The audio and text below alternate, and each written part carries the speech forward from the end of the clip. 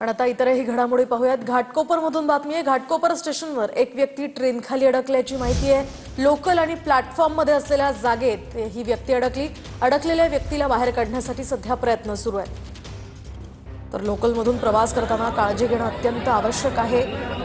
तरी सुद्धा अशा प्रकारच्या घटना घडत असतात, त्यामुळे सर्वांनी काळजी घेऊन लोकलने प्रवास करावा असं आवाहन केलं जातं।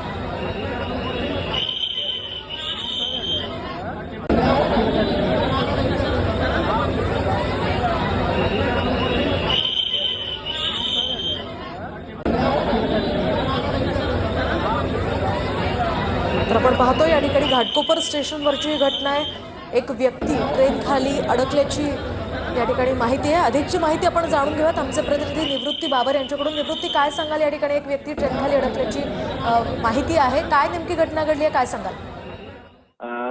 नक्कीच छत्रपती शिवाजी महाराज टर्मिनलच्या दिशेने येणाऱ्या ट्रेनमध्ये चढत असताना एक व्यक्ती पाय घसरून पडला आणि तो व्यक्ती जो आहे तो फलाटाच्या आणि गाडीच्या मध्ये जे अंतर असतं त्या अंतरामध्ये खाली गेल्याचं आपल्याला पाहायला मिळतं। त्या ठिकाणी आरपीएफचे पोलीस आणि रेल्वे प्रशासन जे आहे ते त्या व्यक्तीला बाहेर काढण्याचा प्रयत्न जे आहे ते शर्थीचे प्रयत्न सुरू असल्याचं आपल्याला पाहायला मिळतंय।